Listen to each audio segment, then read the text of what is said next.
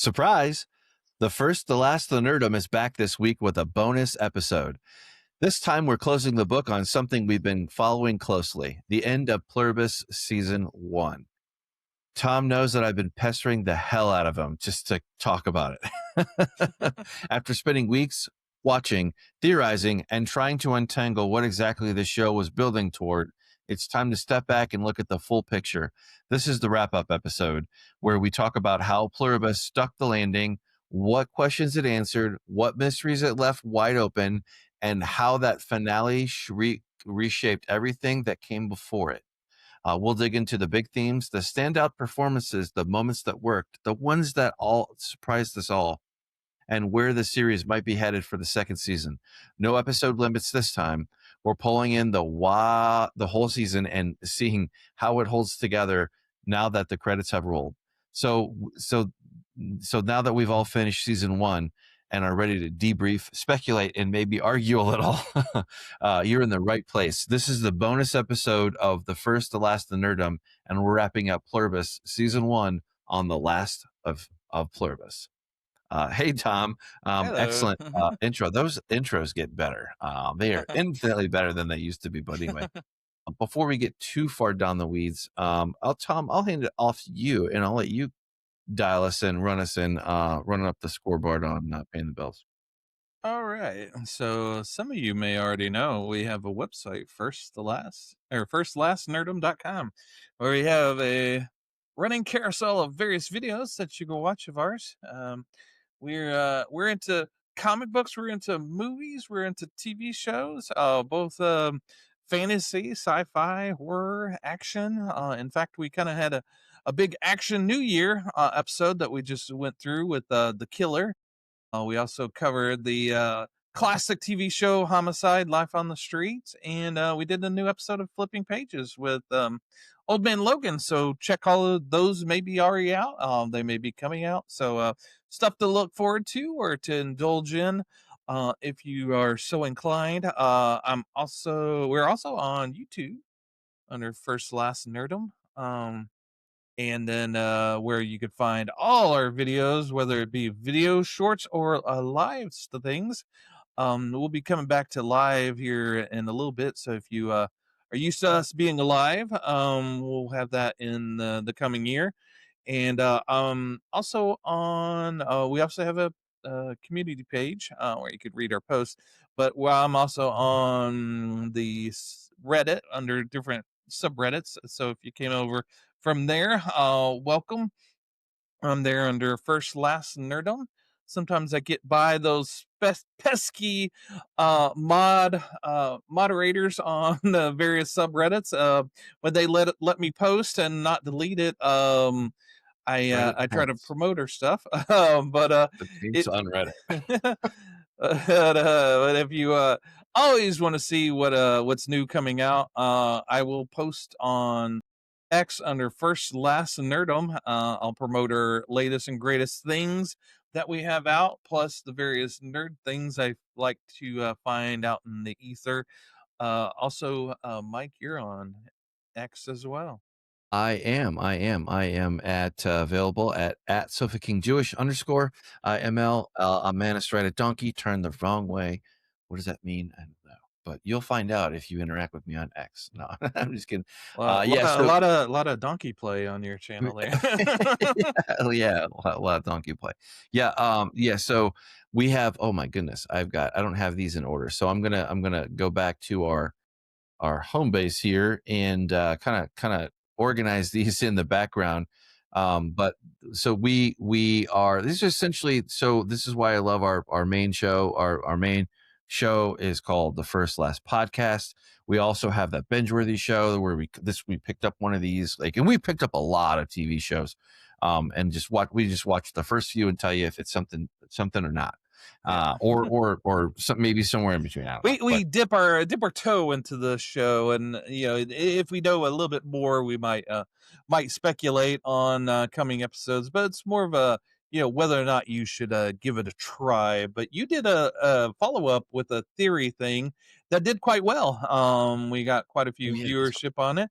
So we kept wanting to kind of dip back, and I'd say, "Oh man, we need to talk about this new episode," and then you say, "Yeah, let's Just do the it." shit And out then of I, Tom. then by the time were going to go and record, I was like, maybe we should wait till the end. So we finally got to the end, and well, we got to talk about it. So yeah, there's a lot of stuff that's been going on with the show, a lot of craziness.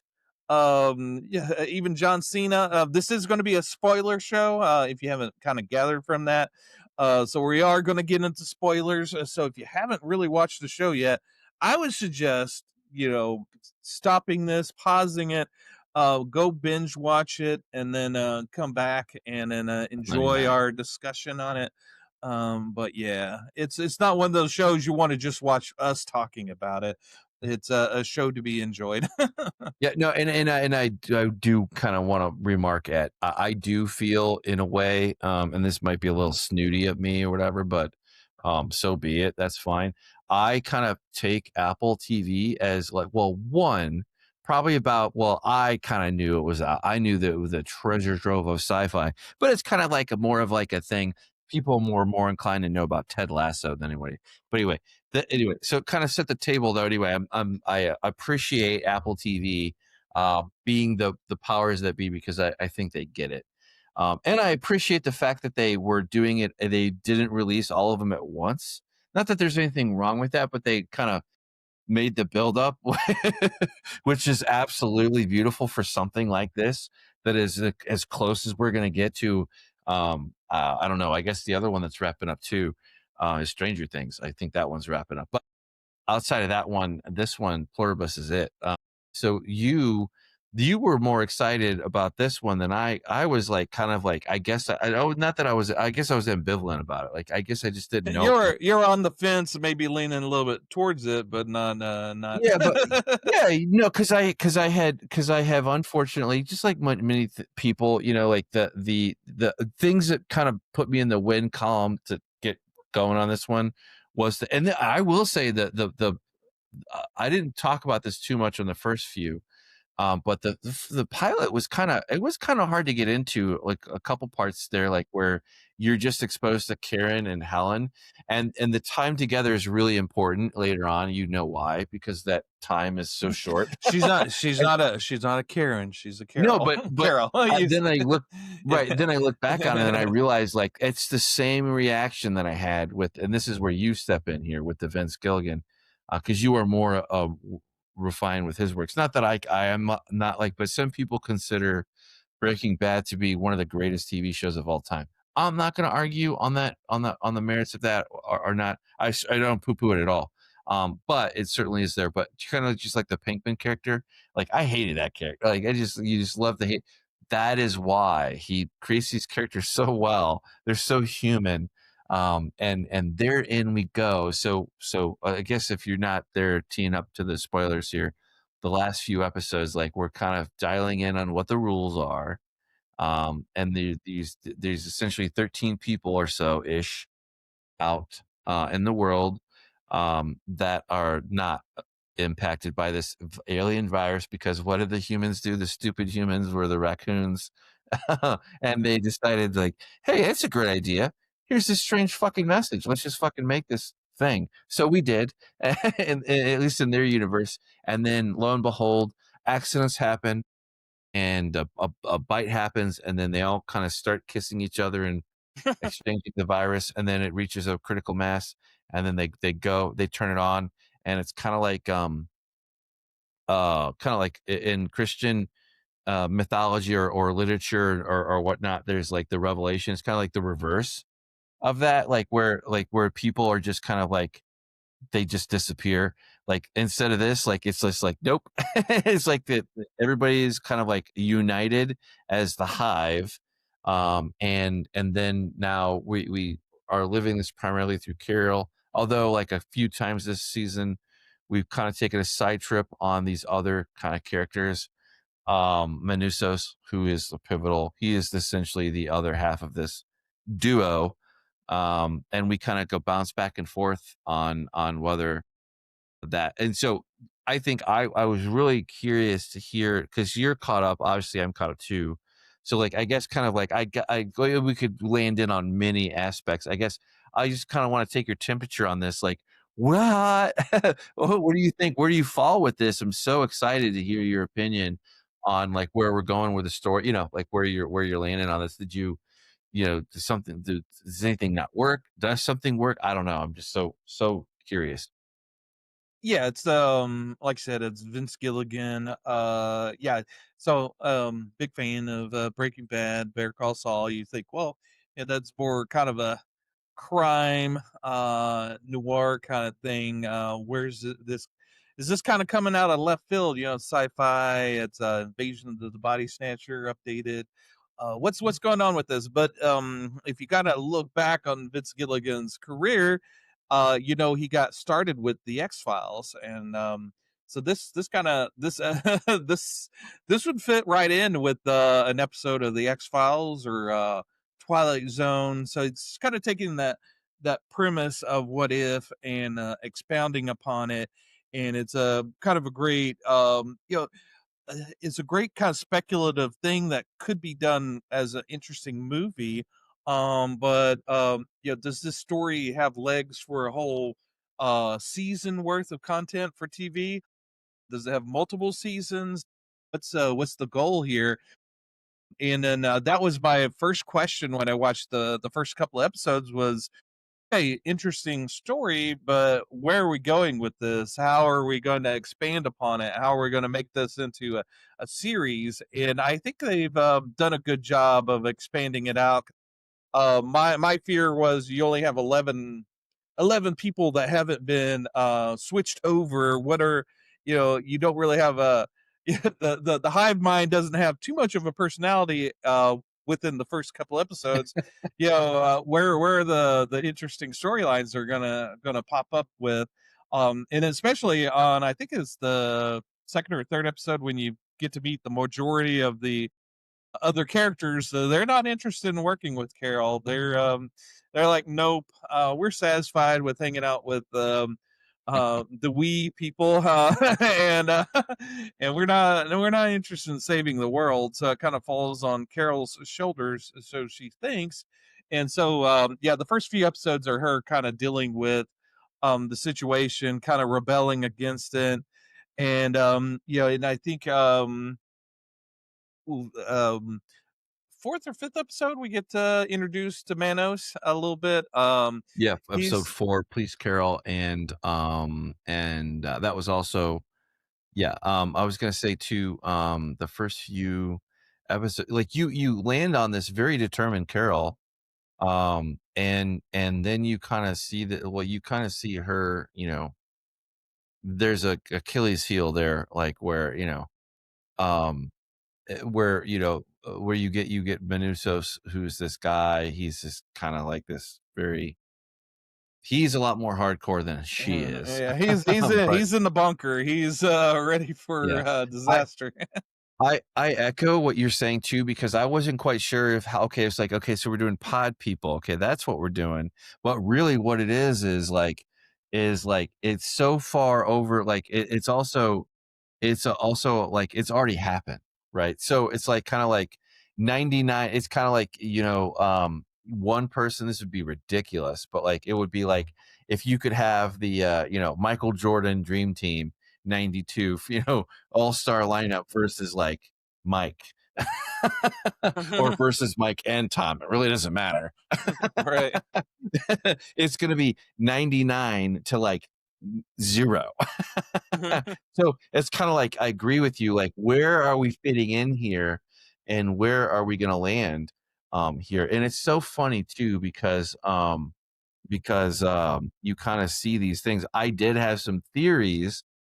One of the theories that I said was, and I would have check in with you. I don't know if you watched it or not since then, but basically was the gist of it was, the proximity.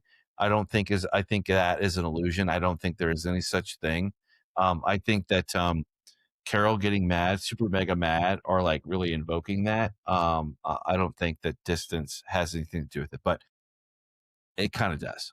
Anyway, for what we're watching, I don't want to get too far in the weeds, but yeah, you see this progress, And I don't know Yeah. if you wanted to Yeah. come in on Yeah. let's say the last 3 or so, I guess, is a landing spot, or Well, where if there was, well, like, one that yeah, stood out more than. we want to touch on a few things, but yeah, before we get to Oh, yeah, those, sure. Yeah, please. we get a little Soylent Green action, with I think Oh episode god, 5. HTTP. Yeah, yeah, yeah, Yeah, that's right. 5 and 6. Yeah, you get introduced that, and as a spokesman for the group mind is John Cena, which was nice seeing him kind of pop up in a cameo, letting So funny. Carol know that yeah, unfortunately they are gonna be drinking people out of their tasty shakes. Now I know Apple doesn't do a lot of kind of goofy merchandise, but I would say they're missing the boat if they don't come out with their own little line of little milk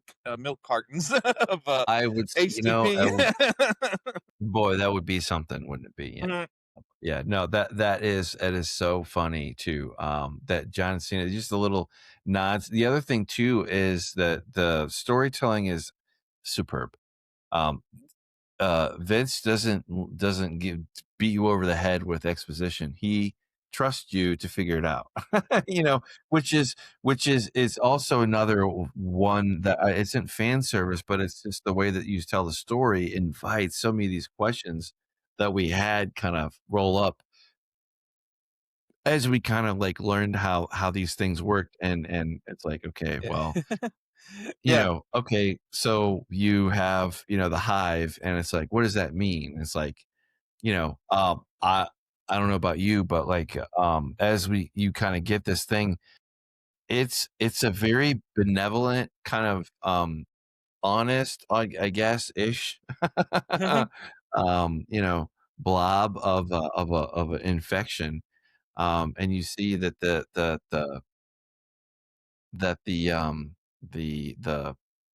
deck is stacked quite a bit Yeah. against Yeah, and Carol. yeah, much like Carol, we're constantly trying to see the human within the us or we of the hive mind. We're constantly trying to validate that they are maybe potentially still human, where Manios um doesn't see them that way. They're the enemy. And then I liked in the HDP episode where we could see one of the survivors, his sort of James Bond fantasy life that he's experiencing there, that the hive mind is indulging him with. And then we're kind of drawn to that and think, oh well, that could be fun, but then you're using humans as playthings, and that's not right either. So Yeah, we're not gods, right? Right. yeah, exactly. So I think the episode that I fell in love with, that is my pick of the best episode of the season, is episode 7. I think I was raving about it to you and was like, we've got to talk about that. That's the Yep. Gap episode. You get to know Manios. I'm sorry if I'm mispronouncing his name. A little bit Menusos? better. Yeah. Yeah, Manusos. Or So you get Manny, yeah, yeah, whatever. Yeah. uh, you're seeing his road trip to Carol. He's decided to reach out to Carol. He's sort of somewhat on the same page as Carol, but he's a little bit more extreme because he sees them as enemies, whereas Carol still wants to see the humanity within them.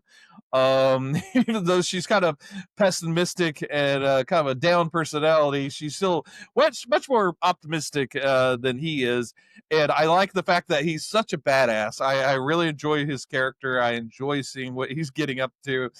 Again, he's a He is badass. a yeah, he's a hard ass and a badass. Yeah. Carol sees them as opposition, chooses but can live with them. He sees them as the enemy, period. Like, and he will have nothing to do with them whatsoever. If he Yeah, can, kind of thread that needle. Obviously, it's going to look a little different, but yeah, he, and he yeah. okay. Oh, I was gonna say, and Carol's in her isolation stage. You know, the group mind has kind of stepped away from her. I love that they kept. Certainly, punishment, which they stumbled across. Right, I love that they kept replaying that little message that they made for her. Yeah, Yeah, I guess I think we heard it like 1,000 times within a couple episodes, but, they hung on to that son of a bitch for a long time.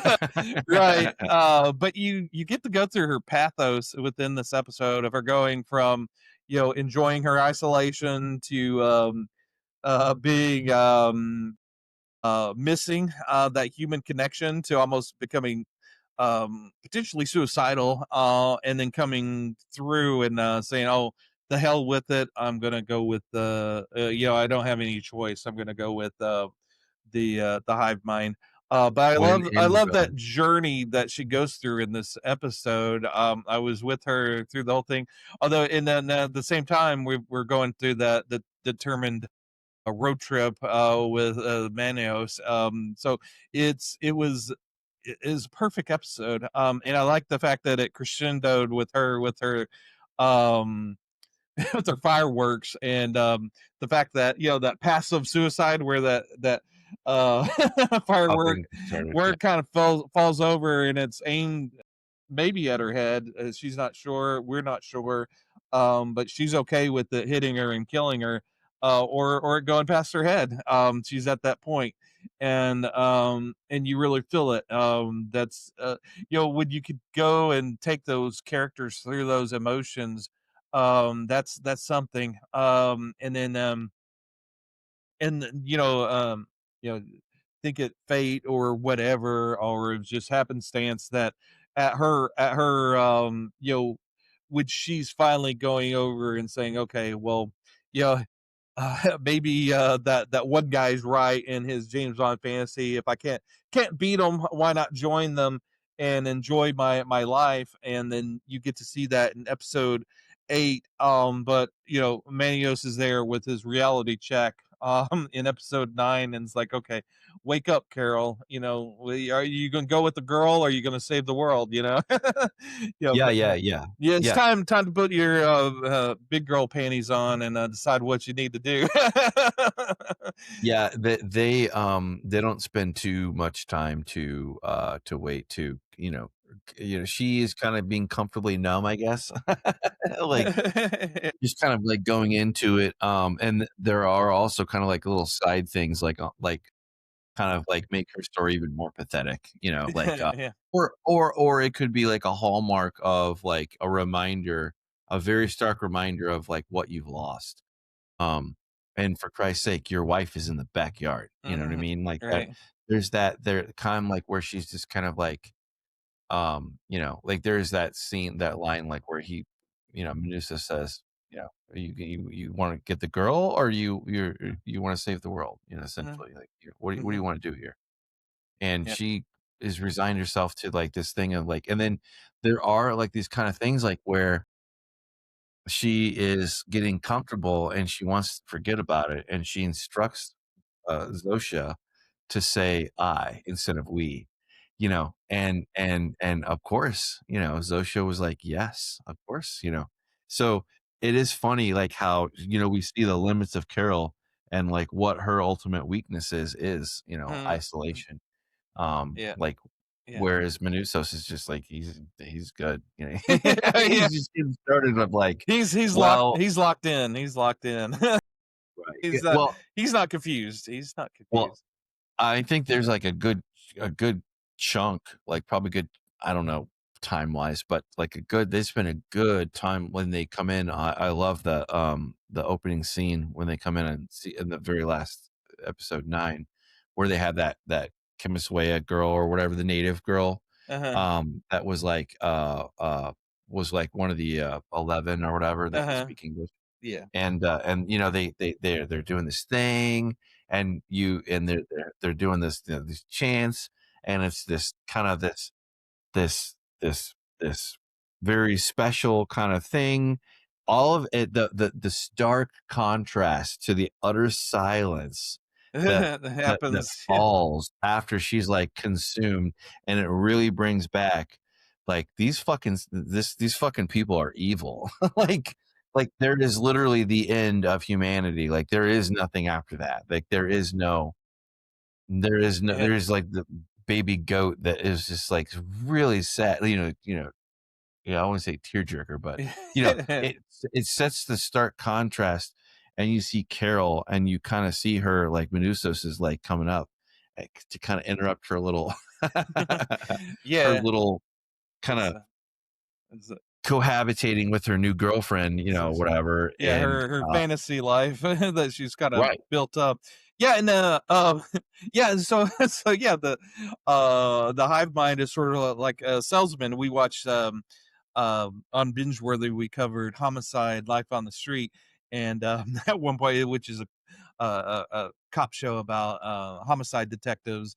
And at one point, one of the characters, Pimbleton, says that in the interrogation room, he's not interrogating people. He's a salesman. He's selling this yeah, guy on 20 to life, something that he doesn't want. He's a salesman. He's really gonna make this guy want this.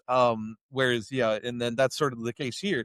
The hive mind is trying to sell Carol on something that she doesn't want by playing on her fantasies. In yeah, they can't lie to you, but they don't have to tell you the whole truth unless you ask for it. Still lying if If it's you the don't, omission, yeah, if you right? don't, if you don't ask the right questions, they're not going to give you the right questions to ask.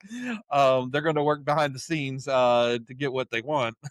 I I also I was just like the other thing too, like the kind of like where you really see that with that scene that they spent a lot of time on it with that native girl, whatever, the Peruvian, I think she's from Peru, but whatever. Like you're just like, of course it would be the fucking dumb native girl who'd be a fucking traitor and like want to go join her ancestors. It's like, God damn it. It's like, oh, you're fucking useless. Go be Yeah, part of the blob. Like you're all right. you're not gonna and to her credit though, to be fair, she wanted. That was something she wanted. So like that was just like another scary way that they could like, oh yeah, they have unlimited resources and time and expertise to kind of craft these things to like complete the mission Yeah, and complete the like they got all right. 11 check boxes that they got to do. They can't kill you, they can't hurt you, they can't do anything, but they can sure as hell put on a theater. Yeah. uh, They may have this imperative that they don't kill anything, but they don't have empathy, because like when they did that with the Peruvian girl, she leaves this little my heart went out to the little baby goat that yeah, yeah, is domesticated, and they're just it leaving it was leaving it to die, out there. right. It doesn't have the the wherewithal or the knowledge to really survive on its own, and you may not kill it, but you're letting it die. Breaks well it breaks a fundamental contract that humans have in Yeah, our natural world, which is like right. it's kind of like I get on a soapbox a little bit, but like if you have a dog that is like not it is acting out, the it is not the fault of the dog, it is the fault of the human, you know what I mean? Because you take on these things and you kind of like you are forcing it to be a permanently be a puppy or a puppified state, like that's just like it's just like it's another exclamation point on like how different the world is. Like there's essentially humanity is dead and gone. Like there is no like kumbaya malor, like that is all you are essentially are a walking wired up marionette off Yeah, of and you're no different than any other ant, yeah, you and know. Carol's introduced to where they all sleep, which is the stadium, and there's a dog there, and they go, oh yeah, he's that dog's just attached to that vessel. So yeah, you can just see,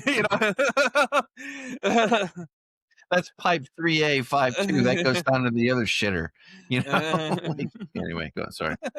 So yeah, it's like they don't have any empathy towards anything, and then their empathy for Carol is it goes only so far as what they could eventually get from her, which is to get her assimilated. I think Org. yeah, you kind of yeah, you kind of wonder why they're trying so hard for these others to assimilate. What happens when they all assimilate, and why is it imperative that they assimilate all of them, instead of just obviously they can't kill them, so there's kind of catch 22 of what do you do with these people, and then they are a danger, so I guess it makes sense for them because they could come up yelling at them and put them in a state. They do. They, you kind of have a sense of you know they're powerless against this group mind, but are they really that powerless? They do have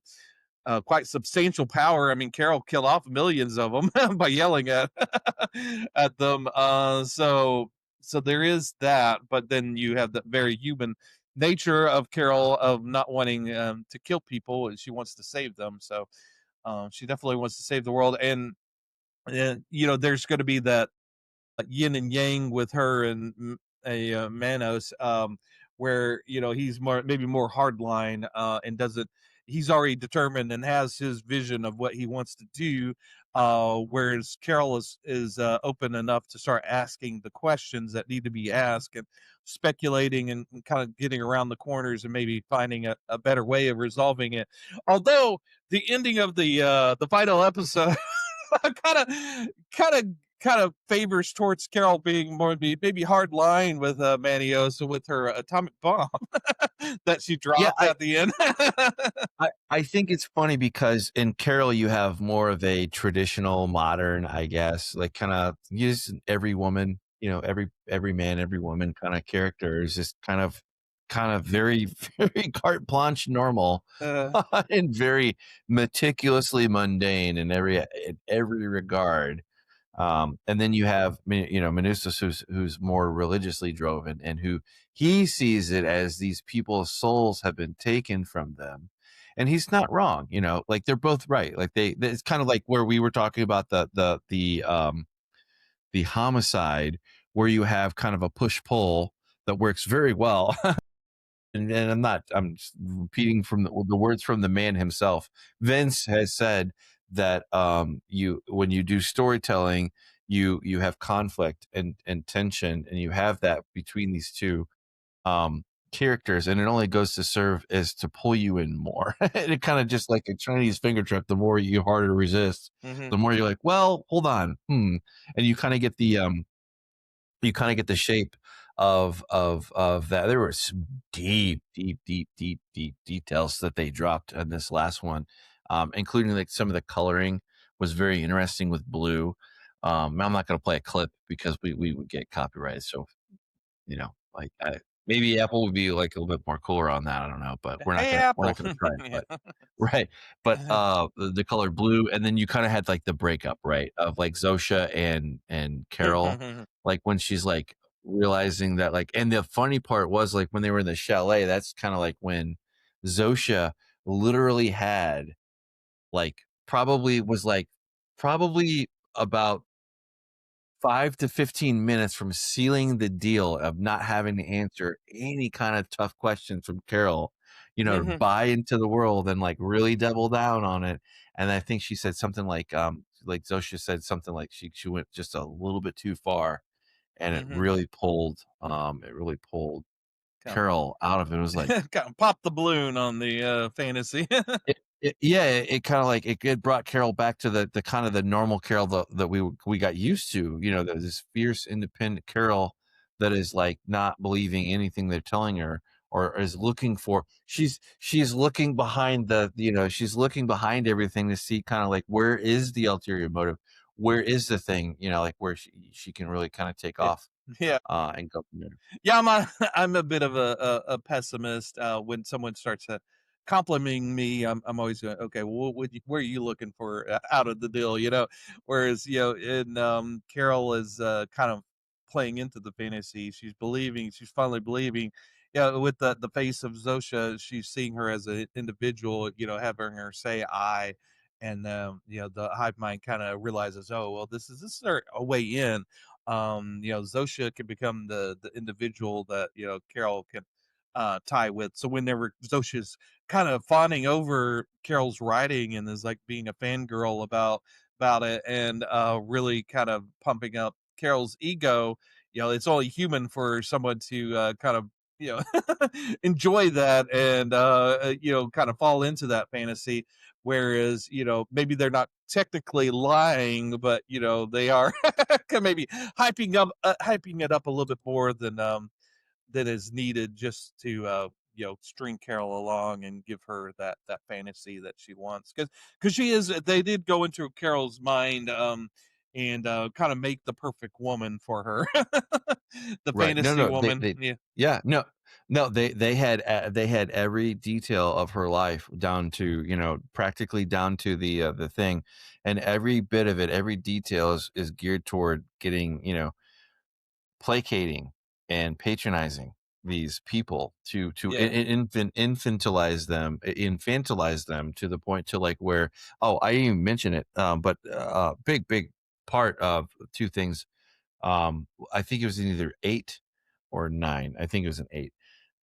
She realizes that like it's like when they're first coming back together, and then they kind of have like a little bit of a little bit of a blossoming of the what do they call that? What do they call that when you have a rebound? That's what it was, like a rebound, kind of like a little rebound. And then she takes her to that diner or whatever to Carol, and then Carol's like, "Oh my god," like, and then she's like, then she realizes, you people spent all this time and effort on me, but Yeah. They which that they know everything about Carol, but the one thing that they've lost is their humanity and their empathy. So they think, oh well, this is what Carol likes. We'll give Carol what she wants. But they don't take in the fact that humans think empathetically. And here's this woman that they've dragged from who knows where, that used to work at this diner just so Carol would have a familiar face showing up, and you're using this person as a prop. That doesn't sound crazy to them, because they are props. Whereas Carol sees the humanity of it, and she's not ready to let that go. And the fact that they did all this just for her to build this diner, it just with a way above and beyond. It's like that gift that was way too expensive that you really should have got the person, and it just kind of goes sideways as opposed to making them happy. This is not what she wants. And then they keep kind of proving that, even though they think they could win these people over, Carol has enough humanity left to know, when they go too far, and they don't understand the fact that they are going too far. well, and I was going to say that, though, I found the line that where like Zosha fucked up and she said it only gets better. That's what it was, and it was like, whoa, what? No, and then it kind of snapped Carol out of it and was like, realized like, hey, honeymoon's over. Like, Yeah. you go on Yeah. this beach or that beach or whatever, by all Yeah. means, but like, but and the other thing too that I don't see enough people picking at, or when they start to pick at this thing, is I don't see anybody giving the benefit of the doubt of, if any one of us were in this situation, the fact, like, let's just say that you had the trauma that happened, like you're whatever, your significant other or you're the big person in your life died before your eyes because of these things.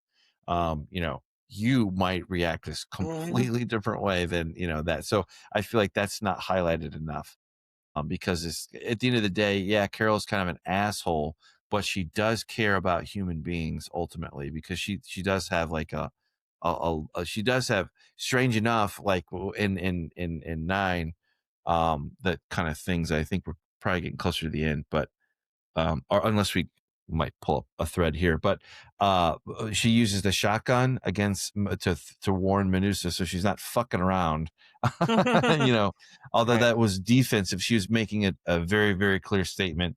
And then the other thing too that we didn't really touch on was like the mentioning that she had eggs out there that she froze. Yeah. Yeah. Like, and Hmm. there's some talk of, in the fandom or the nerdom, that maybe that means that maybe Zosha would come back and have her baby, or to kind of manipulate her fully, like to Yeah. be like, well, I'm pregnant, I'm Zosha, and I'm like, Yeah. I'm having your we're all baby. right. Well, it would, who knows, but and then there was the other thing, the big stand up too, was You're my baby mama. right, yeah, the Manusos with the frequency or whatever. Don't quite. I have no clue what the hell, but like I feel like he's kind of like Flashlight, and we did see something important, but it's not necessarily what we don't quite know what and why it's Right. important. And then the other thing too, I don't know if you noticed this on the interior walls, they had two magician posters, which they kind of did this, like where they basically I thought that was interesting. There is like literally one that has this thing that says, like I would never deceive you for the world. Like that was like one of the quotes that one of the magicians, I can't remember who, but anyway, I just thought that was very interesting. Yeah. Of that, Yeah. Manusos understands that there is a real practical part in the real world that he can find that will, do something with try to roll it back the who knows, Right. but Yeah. He knows how to whittle at the edges and kind of pry and wedge the thing open. But yeah. What getting back to the hive mind. And speaking of hive mind, the intros I use Chat GPT, which is its own hive mind. I use that to help me write the intros. And the first episode of Binge Worthy that we did, where we introduced Pluribus and talked about it, you could tell ChatGPT had not watched Pluribus yet. It did a horrible job of trying to give a intro for it. All I could do was talk about how much money Apple TV spent on it. Which at the beginning, that's all there were everybody was talking about is how much they spent on getting the show and how much money they spent on each of the episodes. So that was in the forethought of everybody about the show. But when I had it write the intro for this episode, like you said, it did a pretty good job of finally all of it kind of seeped into the ether of the internet, and now oh it yeah, now it absolutely. knows the show. It knows it. It doesn't have to kind of come up with stuff. But also the thing about the money, it doesn't make the show looks fantastic, obviously, with all the money they're spending on it. That HDP episode where she goes to an abandoned Las Vegas. It looked beautiful, but they spent a lot of money to get people to get off the streets of Los Angeles or Las Vegas so they could film it. Another thing that the Gap episode that I love so much, they spend a lot of money on music. Whether Carol's humming some music or singing some music to herself, or playing ACDC while she's shooting golf balls into the building next over. Yeah, I love the play with the music with that episode, and the fact that you really didn't have to worry about the money that you were spending on that it just. Also, I was going to say, I was looking at the episode breakdown on IMDb, and they have Mhm. ratings for each of the episodes. Um, Oh, okay. yeah, Yeah, the seventh episode, my favorite episode, is the least the lowest rated episode, which tells you I don't have my finger on the pulse of everybody. But because it got like a 7.5, and the rest of them got I thought higher. that was perfectly fine. That was an awesome episode Yeah. to kind of see Manusos, like where Uh, you have fucking you have fuck all for development for him and nothing but questions, and like that kind of paints a better picture. Yeah, yeah. So It's yeah, maybe I just don't understand people, but yeah, that was my favorite episode. I just found it interesting. No one yeah, else did. well, Yeah. that all of them are, wherever you fall on a 7, 8, 9, doesn't matter. It's more towards the 8s and the 9s, if not the 10s, depending upon your scale and who you are, but as a person and what your likes are. But it is a wonderfully inviting show where you're only told the bare minimum every week, and it's the people who discover this show over the next year, Mhm. 18 months, are going to be the closer to the end of that is because they're obviously going to have season 2, and it's not coming anytime soon, so like that's kind of the news, but that's well, we're kind of used to it at this point. Like Yeah, we're there's speculation it won't be out till 2027 or yeah, 28. well, So yeah, yeah, if it is, yeah, that's not that far away, it's not that far away around the corner. So I don't right. like that, but like, it's nothing that Right. time won't solve. But like, It's not like Stranger Things where it's high school kids that will look 30 by the time they finish it up. But yeah, yeah, you got Carol who Rhea isn't going to change too much within that I time. well, I was gonna say too, like, there's just such a tremendous interest of like people like what we're doing here, talking about it. Like, there are so many more people, and I was gonna mention that. I've seen people like like they really go in on the discussion of like racism and this kind of thing. And it's just kind of very interesting. And it's just kind of cool and fun that people can take it and make it their own and kind of pull out and have fun with the, a little thought experiment here or there. Because that's the whole point of this thing. Like that's engagement that I want to see more of. I want to see more like conversations around that. And I don't really have any wild theories or anything like that aside from like the obvious. But I will say the atomic bomb. I don't think that it's there to like. I don't think it's there to kill people. I think it's there to yeah, it's a threat. It absolutely is an unambiguous threat for totality and finality. But they're also trying to make this big friggin' antenna somewhere. So either way, they're gonna have the hive might disagree or not or have quote have problems with what Carol is doing, but they don't have a choice. Like they have to go with because they're quote unquote they won't even hurt a bug or bend a blade of grass, which is ridiculous, but whatever. Yeah, but Yeah, yeah, yeah, they have their final boss weapon, so yeah, one of the things, we talked about the killer on our main show, and, one of the things I forgot to mention, there's, it was very, video game-like towards the end, because they had the characters that, kind of final bosses, one of them had, like, a grenade launcher, oh and, right, yeah, yeah, as yeah. his preferred weapon, so, I guess, Carol's preferred weapon is a atom bomb. Fucking atom bomb. Manios is like, "Oh, Can't get okay, bigger than that. it's an atom bomb." But yeah, and I do have to thank Apple TV for giving us the Christmas present of giving it early. They released it on the That was awesome. 24th. I was looking at having to renew Apple TV on the 26th so that I could watch it on that Friday. Which since they showed it early, I got to cancel Apple TV early and not pay for next month. Because I'm pretty much all caught up on anything I want to watch on Apple. So in these streaming services, every time I go back to them to resubscribe, they've gone up $2 or $3, $4. I think Apple went up $4 since the previous times. Uh, Yeah. Well, it is what it is, but yeah, I hate that you have to plunk down 14 bucks and not with physical media you get something out of the venture, but once you cancel it's like, okay, bye, I can't see you again until I re-up again. So yeah, and yeah, and also these streaming services, Pluribus is on Apple TV right now, but things change around. Like I noticed on HBO Max, we've got not in or maybe it's, yeah, I think it's HBO Max. They're showing Mad Men, which was an AMC show. So yeah, they keep changing it around, and shows are disappearing and reappearing on various streaming yeah, services. It just gets kind of confusing.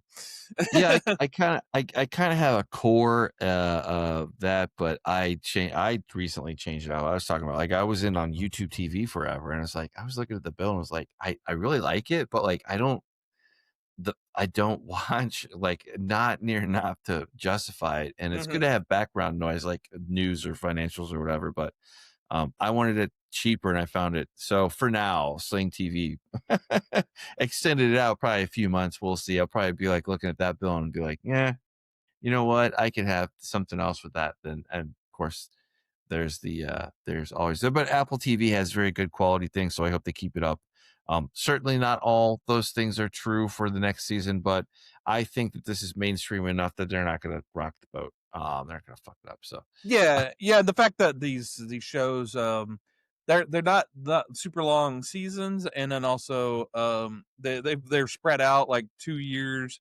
I know everything's kind of clicked around, and this year on HBO they've got a ton of shows that are coming back. Like they've got the new season of House of the Dragon, and also another George R. Martin series based on the Game of right, the egg. Thrones. Yeah. Don't get in the egg. Yeah. So they have that plus a bunch of other stuff. Like if you're into Euphoria, that's coming back. But yeah, the fact that Apple TV, they have a select few series that I'm into, that I've become addicted to. So I'll revisit Apple TV every time they've got a new season out of something. But the fact that they don't come out like every year, you do have some breathing room and don't have to you re-up your subscription every other month.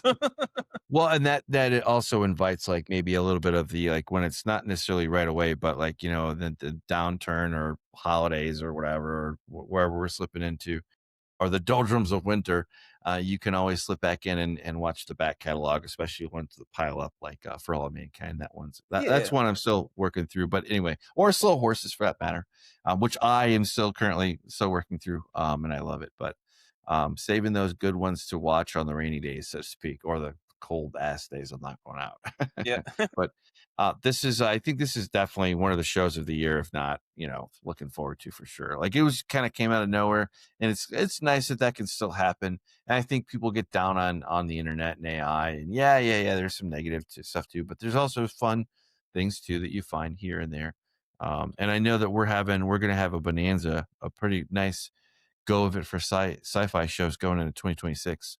That in fantasy too. So, but anyway, I've been. I think we're rolling up to the caboose. I think we're done. Yeah. One last thing as far as sci-fi Oh yeah. shows. Yeah, Apple TV's got probably the best sci-fi shows currently. The ones I Agreed. favor and recommend are obviously Pluribus, but there's also Severance and there's also Silo. Silo's a really good one. I've watched both seasons of that. Season one's a little bit better than season two. But it's going somewhere. I hope it goes to some cool places. But yeah, those are my top 3 sci-fi shows on Apple TV. So if you have Apple TV and have watched Pluribus and wondering about watching something else, those are 2 recommends. Also, if you're big Apple TV head, let us know what your favorite Apple TV series is and whether or not we should indulge a binge-worthy episode on it. That would be great. And also, I want to leave you with this, Mike. This is always in my head, especially with things like Apple TV, maybe even Criterion, things that are kind of maybe a little elitist or kind of have that elite kind of mentality to them. Is it just me, or when you think of Apple TV, you think of kind of browsing stuff in Barnes and Nobles, and you have that smell of the coffee, and you hear that light jazz music playing Hmm, in their little waiting area? absolutely. Does that not kind of encapsulate Apple TV? I don't know. Yeah. Yeah. It does. Yeah. Absolutely. Okay, Absolutely. I Yeah. thought so. Nope. Absolutely. And I would further that on. It's in some corner, not necessarily strip mall, but like some corner, suburbanite, hangout. Yeah, that's true. Yeah. Yep. Yeah. But yeah, I would add that on the glaze, as it's known in the industry, as the kids say, glaze or whatever. Anyway, but I've been Mike. Yeah, I'm Tom. Keep it weird.